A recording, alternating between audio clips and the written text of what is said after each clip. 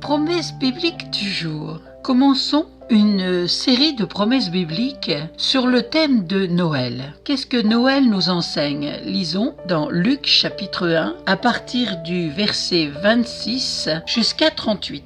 Au 6e mois, l'ange Gabriel fut envoyé par Dieu dans une ville de Galilée appelée Nazareth auprès d'une vierge fiancée à un homme de la maison de David nommé Joseph.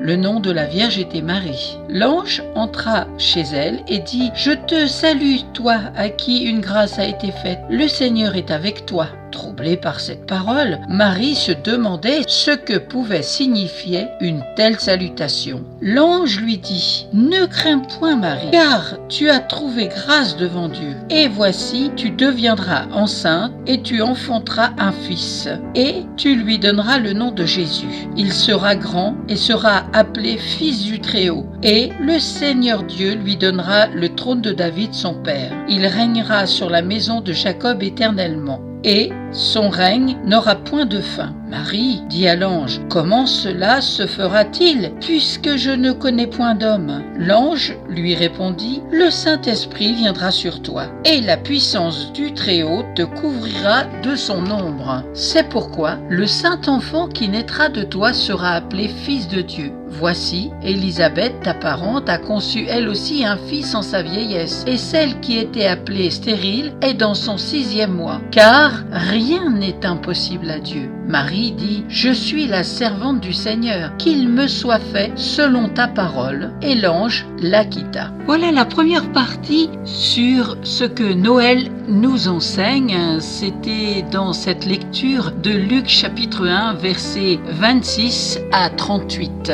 Et je terminerai par cette promesse biblique du jour: « Car Dieu a tant aimé le monde qu'il a donné son Fils unique, afin que quiconque croit en lui ne périsse point, mais qu'il ait la vie éternelle. » C'est dans Jean chapitre 3, verset 16. Dieu vous aime d'un amour éternel.